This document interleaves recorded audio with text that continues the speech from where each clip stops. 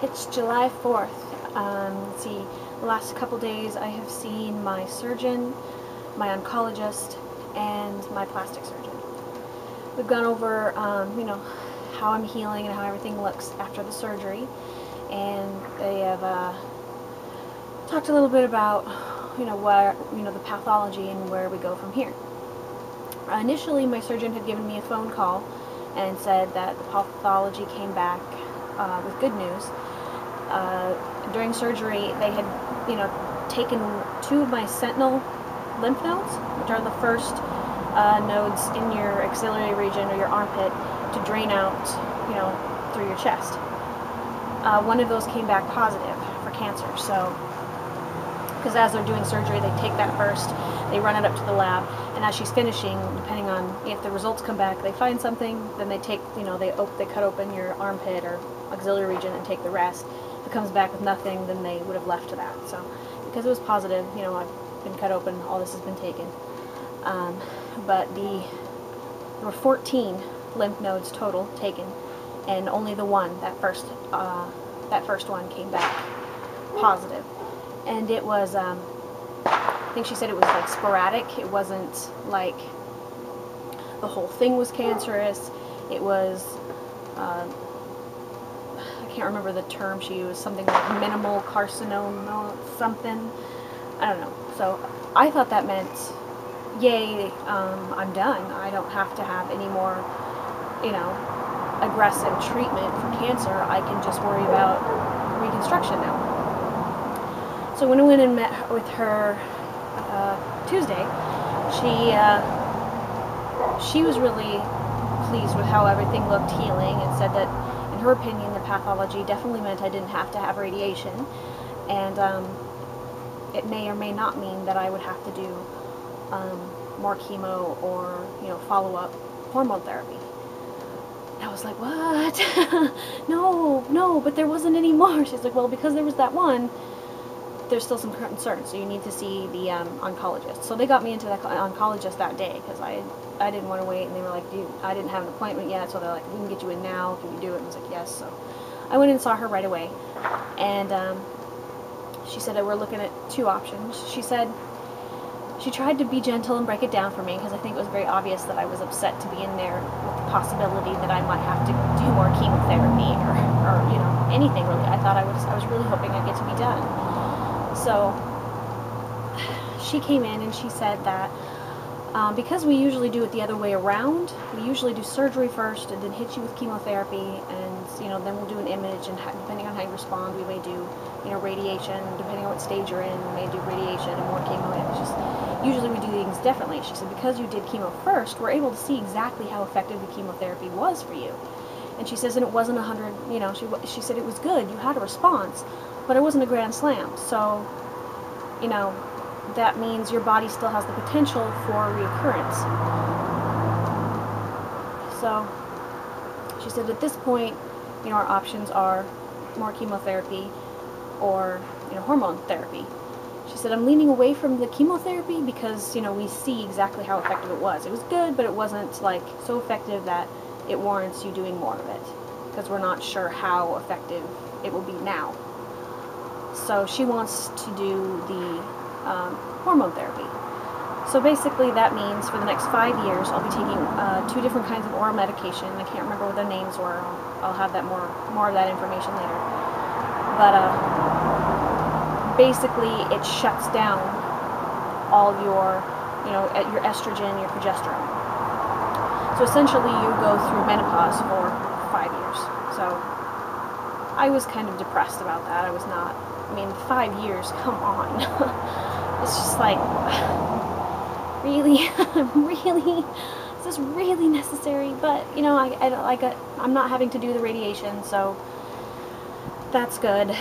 And she's not going to make me do more chemo, because I don't think I'd be able to do it anyway. There's just the idea of that was just, like, really upsetting. I don't know.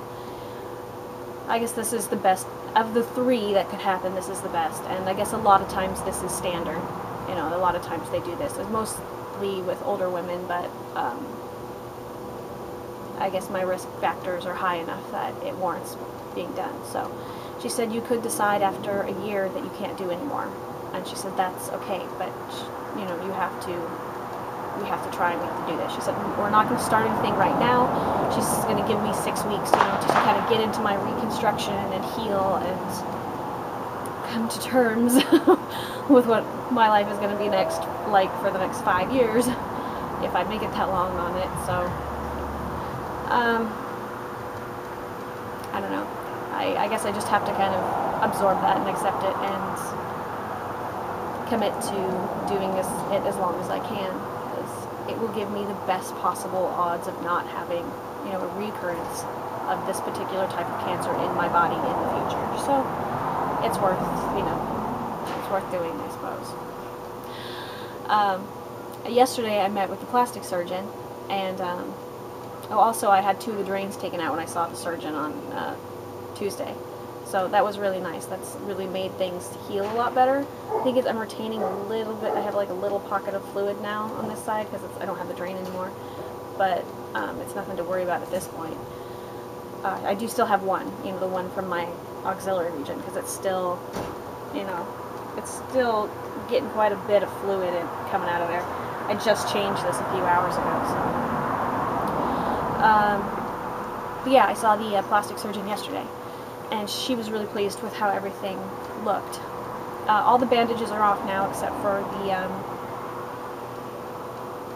steri strips, so I can actually, I'll show you some of that a little bit later. I'll go back inside for that. But yeah, she was really happy with how everything looked. She said there's plenty of skin there left, and, you know, for us to have a really good result. So she kind of went over how it was going to work. So my next surgery, to put the spacers or expanders is what they're actually called.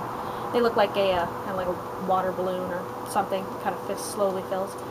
She said we'll put those in. We'll put a little bit of fluid in to get you started, and then over the next, I think it's 3 months, they'll slowly add more fluid to it, let me heal, and then, you know, it's just a matter of getting to where I'm comfortable. So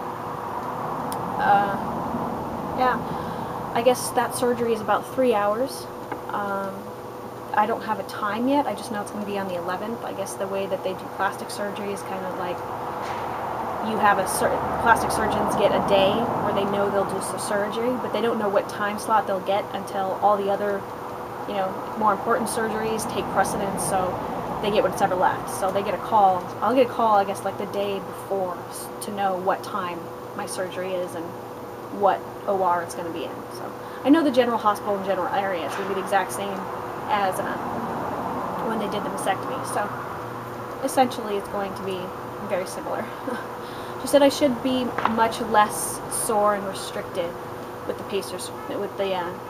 expanders put in right after that surgery. I should actually heal faster, because, you know, there isn't that whole shock from all this tissue and stuff being taken away.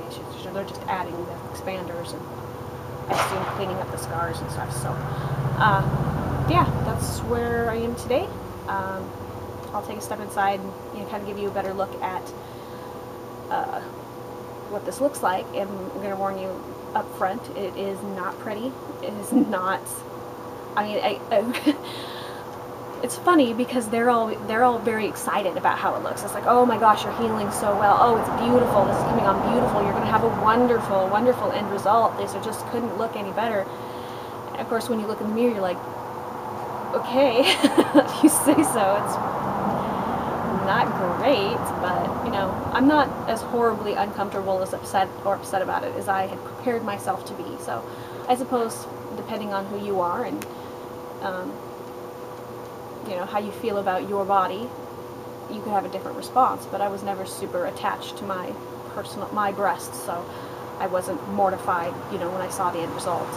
I'm very comfortable without them. I mean, it's really nice to just throw on a t-shirt and not have a bra on, and, you know, I mean, it's kind of great in some ways, in a weird way. I'm sure a lot of people probably can't relate to that, but I do feel relatively comfortable, you know, now that the drains are out, even more so, because I only have this one drain, and it's just kind of like, you know, I'm not bumping across myself.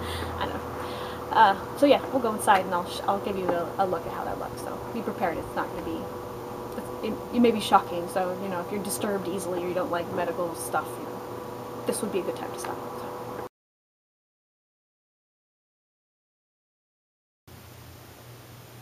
Right side.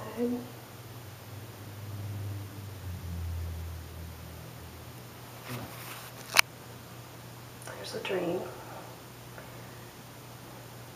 You can see the scar under my arm. Of course, I've got underarm hair because I can't exactly do anything about it right now, but you know, that's the way it is. So that's the side that actually had the tumor.